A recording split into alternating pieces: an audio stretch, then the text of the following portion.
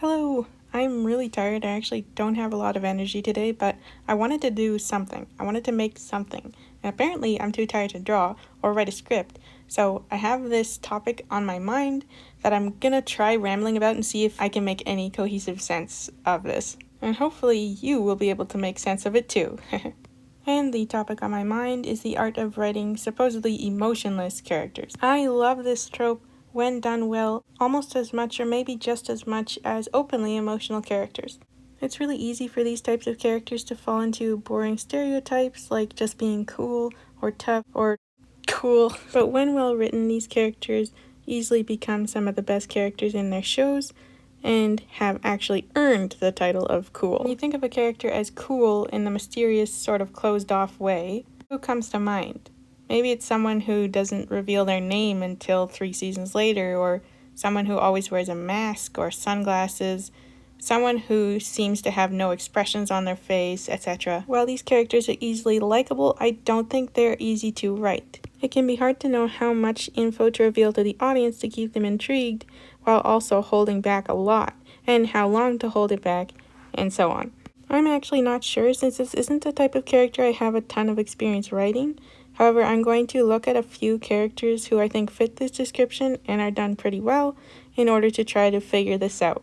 Does anyone remember the movie Rock Dog?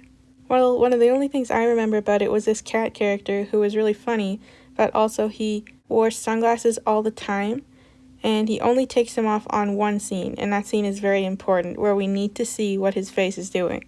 It may be that the choice to do something like this in a movie is random, but I doubt it. My guess is the writers intentionally gave this character sunglasses and never took them off until this moment because they wanted you to feel the impact of that moment. I don't remember that movie being particularly deep, but this may also be a sign that the character is starting to recognize something in himself for the first time. Him removing the glasses could be symbolic of him opening up. A much better example of the sunglasses trick is Agent 6 from Generator Rex. I think he only removes his sunglasses twice in all of 3 seasons. Since this is particularly a show for kids aimed to help sell toys, I would imagine part of the reason why he wears sunglasses is just to look cool, also because it suits him. But I also think that it is possible that Six wears sunglasses in order to conceal his emotions. Not that Six is a particularly emotional character, but Six is a former assassin turned government agent. He is called Six because he is the 6th most dangerous man on the planet. I think he is not just an expert at killing, but also an expert at surviving. I think part of the reason why Six and many other characters like this might wear something to conceal their eyes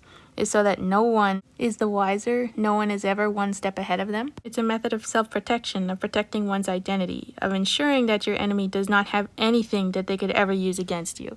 I think we tend to assume that characters like this aren't very vulnerable or they have no vulnerabilities, but that's ridiculous if you think about it. If they had no vulnerabilities, then they would have no need to be so secretive, to be so careful and calculating. They would have no need to hide behind a pair of shades. I think the way we see Six's vulnerabilities most is in the way he feels towards Rex and Rebecca. He doesn't do or say much to show his affection for them, but a lot of times I think we can see that he wants to say something, but he can't because he's afraid. This cold former killer might not back down from a fight, but he may very well back down from a potential interpersonal conflict. In an episode where Six's sort of parental figure dies, Six removing his sunglasses seems to me like either a sign of desperation or surrender, or maybe both. Up until this point, he's fought so hard, he's tried everything he knows how to do, and yet he still failed. So all he can do is try to express how he feels, because if he doesn't now, he'll never get this chance again.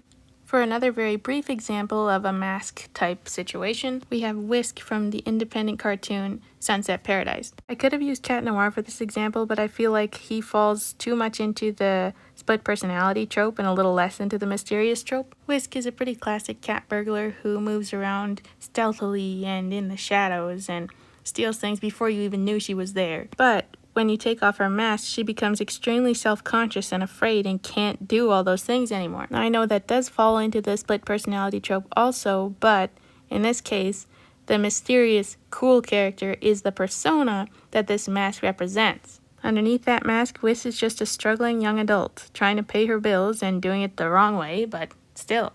Now, we've talked a lot about masks and eye coverings, but what about masks that aren't physically there, but are still metaphorically there. It's a very similar situation. You can have a character who is cold and calculating and their faces seem to show no emotions. These characters are just as fascinating because with the other one, maybe we're waiting for the mask to come off or the sunglasses to come off. In this case, we are waiting for their faces to crack to show a hint of emotion. We're waiting for their actions to betray them. Johann Liebert from the anime Monster is a terrifying character, not just mysterious. He's terrifying because he does something as extreme as killing with no emotion. This is a highly debatable or controversial character, or at least there are a lot of different takes on whether he's good or bad and what he's thinking. I don't feel like I'm ready to make a video about him, plus there are people who have made very good videos about him already, so you can check those out. But there's the possibility that he just views the act of killing as a necessity, something simply for his protection. It's possible that he hides his emotions for his protection also, but it seems they were taken away from him in the experiments. So what the audience wants to know is, how does he really feel though? Why is he actually doing this? Is he doing this really for no compelling reason other than self-protection? Did the experiment succeed in stripping him of his humanity? The discussion of this character could bring up a lot of philosophical debates, but in my humble opinion, the answer is no. I think part of the reason Johann is doing all the things that he is doing is because he is so angry about what was done to him and his sister. And I think sometimes that anger shows just a little bit in his facial expressions. It's very telling that when he wakes up from a coma and Dr. Tenma tells him that his mother loved him, his face looks like this, but he doesn't react by saying no or you're wrong. He simply tells him a story about the day the secret police came to their door when he and his sister were children, and how his mother chose which one of them to give up. There is still a terrifying lack of emotion here, but there is something, definitely something. And I think that something is proof that Johann is not a monster, but a human. The other character in the slide I showed is Mordecai from the show Lackadaisy, an independent cartoon and webcomic. Mordecai's face seems to be limited to maybe 2 expressions: angry or irritated or concentrating.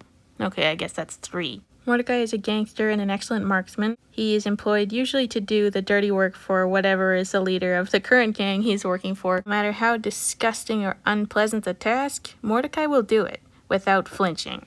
Or will he, though?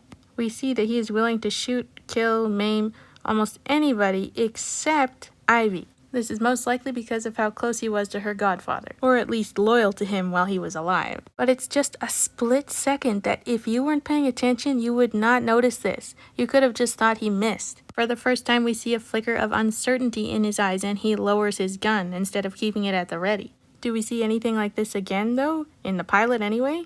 Well, no, not really. That split second was enough. That was all we needed to know, that Mordecai is not all that he appears to be.